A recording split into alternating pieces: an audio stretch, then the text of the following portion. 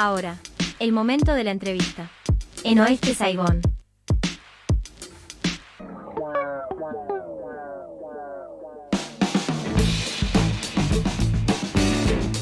...36 minutos pasan de las 9 de la noche... ...y vamos a pasar a hablar un poco sobre economía... ...pero no de cuánto está el dólar... ...no de cuánto está... Nada depresivo. Claro, nada depresivo... ...sino entender qué piensan los argentinos y las argentinas... ...sobre la situación económica... ...y para eso vamos a hablar con Esteban Regueira... ...que es politólogo de la Universidad de La Matanza... ...y uno de los integrantes de Clivajes Consultora... ...y fueron quienes hicieron un sondeo de opinión... ...que justamente le preguntó a los argentinos y a las argentinas... ¿cómo ven la economía? Así que vamos a saludar a Esteban Cristian de acá de FM Este de Saluda. ¿Cómo va, Esteban? ¿Qué tal, Cristian? ¿Cómo andás? Buenas noches. ¿Todo bien? Bien, todo tranquilo. Va, tranquilo. Tranquilo, solamente... Es una manera de decir. Claro, Pasando la ola. Claro. 338. No sabemos Sí. qué colectivo del conurbano es. Sí, no sabemos hasta dónde lo llevo. Claro, no sé, tenemos miedo.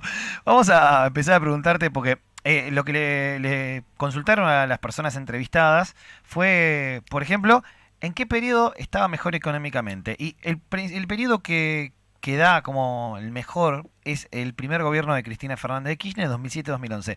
Quería preguntarte, ustedes obviamente que plantean una pregunta y van con una hipótesis, ¿les sorprendió este dato o qué sacas de este dato? En realidad no sorprende el dato porque está a las vistas. Claramente el periodo post-crisis 2001 tuvo una recuperación económica muy veloz, producto que se venía de una crisis terminal y no estamos como en la situación en la que estamos hoy. Y por supuesto conducida por políticas económicas que generan inclusión multisectorial. No solamente se incluyó a los sectores medios y bajos, sino también a los sectores que hacen mover la economía. Entonces, digamos que no es un dato sorpresa. En todo caso, después lo que te lleva es el análisis siguiente, que tiene que ver con cómo pesan, en todo caso, otro tipo de discursos de los sectores por ahí más conservadores Claro. o identificados con las posiciones más liberales, que lograron que una población que te dice que el mejor momento económico que tuvo en sus últimos 20 años fueron durante los periodos kirchneristas, hayan votado contra el kirchnerismo en 2015 y probablemente lo hagan ahora en 2023. Claro, en este caso los tres periodos más elegidos por las personas son esos, 2007-2011, en segundo lugar el de Néstor Kirchner, 2003-2007, y tercer lugar, 2011-2015. O sea, siempre los gobiernos kirchneristas fueron los que la gente considera como mejor económicamente. Incluso fíjate que es mejor aún el del primer gobierno de Néstor Kirchner, que sería el más complejo, porque era la salida de la crisis, que el de Mauricio Macri. Claro, sí, el post-2001.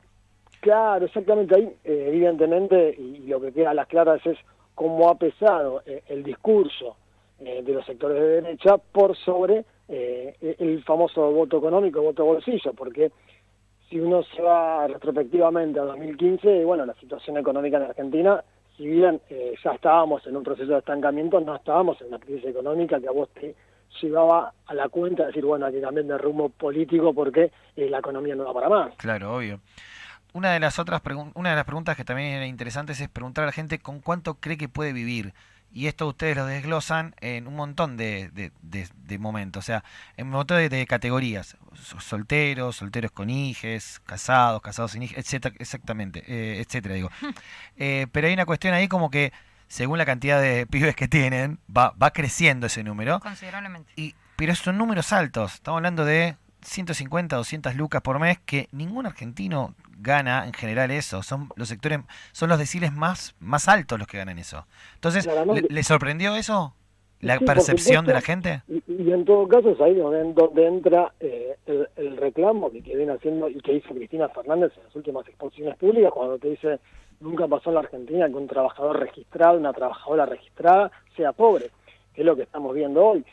Incluso vos recién hablabas de los deciles y digo, bueno, el informe quedó viejo, porque el informe lo sacamos el 16 de julio. Claro. Y 3 días después la canasta básica dijo que con 104.000 pesos sos pobre también, entonces termina hasta quedando viejo el informe. Claro, obvio. Pero más allá de eso, lo que te muestra es la crisis que estamos teniendo, porque este es un momento de recuperación del empleo, y eso es claro, pero el problema es que los salarios están muy retrasados.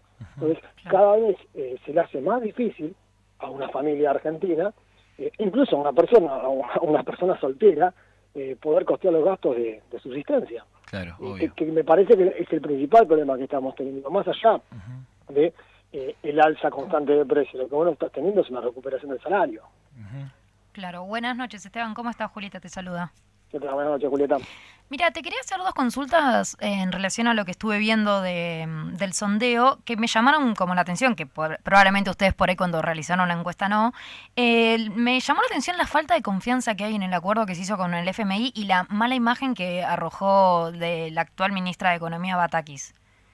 Bueno, vamos por partes. Sí. Con respecto al acuerdo del fondo con el fondo, nosotros lo veníamos midiendo en otros trabajos y siempre tuvo expectativas negativas. ¿Sí?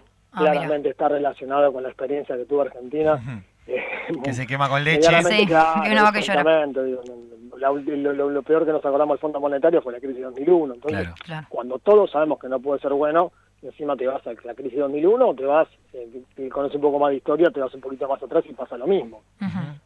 El caso de Batakis, entiendo y entendemos nosotros que tiene que ver las consideraciones negativas que tiene el gobierno, porque si uno ve a Batakis no es una persona con una imagen pública muy fuerte como para tener ya una opinión. Claro, eso me llamó la atención, porque hace conocido. poquito que asumió. Claro, evidentemente lo que hay es una carga negativa con todo lo que tenga que ver el oficialismo, digo. A Batakis, pero hubiesen puesto a cualquier otra persona y también hubiese tenido una carga negativa importante. Claro. Me parece que en el caso de Batakis el problema es ese, y en todo caso el problema que ella tiene es que tiene mucho por recuperar para tener una buena imagen como ministra de Economía. Claro, obvio. Hablamos con Esteban Regueira, que es uno de los integrantes de Clivajes Consultores, y una de las cosas que también me llamaba la atención era, bueno, ¿cuál es la salida de todo esto? Y la gente habla de acuerdos sociales, de impacto social. Bueno, es que... Es muy 2002 esta situación, ¿no? Sí, claramente. Es Pero, esa mesa de Duhalde con la iglesia, con los empresarios, con los sí, grupos totalmente. sociales. Y lo que pasa es que también es algo casi lógico cuando vos te preguntan, es casi lógico decir la realidad es que necesitamos un acuerdo que vaya más allá de la clase política. Claro. Hoy no te sirve estar peleado tampoco con los que mueven la aguja de la economía. Digo, vos estás distanciado con el campo y te acopian en silo bolsas y van a esperar que el dólar esté no sé a qué precio para poder liquidarlo. Sí. O le facilitar la importación a FATE como pasa ahora y acopio material en vez de ponerse a producir neumáticos. Entonces, claramente vos necesitas un acuerdo que sea intersectorial para poder de alguna manera buscar una salida a toda esta crisis que estamos atravesando. Hola Esteban, buenas noches. Juan Cruz te habla. Te quería consultar qué fue dentro de este sondeo lo que más te sorprendió.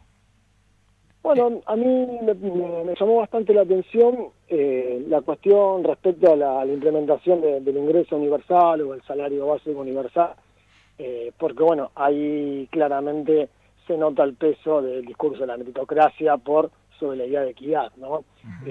Cuando Argentina durante tantos años se vino trabajando con un gobierno que impulsó políticas inclusivas, partiendo de la base de la idea de la equidad y evidentemente el discurso de los sectores más liberales, más ubicados a la derecha en estos pocos años respecto de la idea de meritocracia ha pesado mucho porque incluso el desconocimiento de la gente se opone a un salario universal cuando no saben lo que es, porque evidentemente lo que está pasando es eso, digo, nadie sabe cómo se implementaría un salario básico universal y cómo repercutiría eso en la vida de las personas.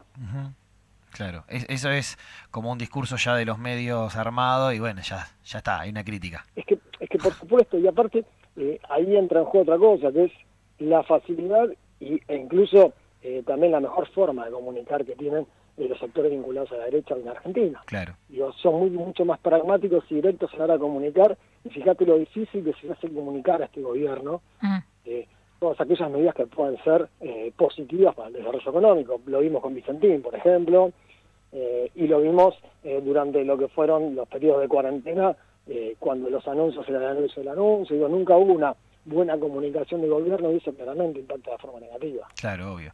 Te agradecemos mucho la comunicación. Bueno, muchas gracias a ustedes. Pueden encontrarlos en redes sociales en @clivajes en Instagram, ¿no? Sí, exactamente. Ahí va. Bueno, muchas gracias. Gracias. Hasta luego, buenas noches. Buenas noches. Era Esteban Regueira, politólogo y uno de los integrantes de Clivajes Consultores, haciendo un poco este panorama de cómo está la economía de la Argentina, cómo la sienten los argentinos y las argentinas. En vivo, los viernes de 21 a 23. En diferido, toda la semana. Seguinos en todas las redes como @Oeste Saigón. Periodismo del conurbano.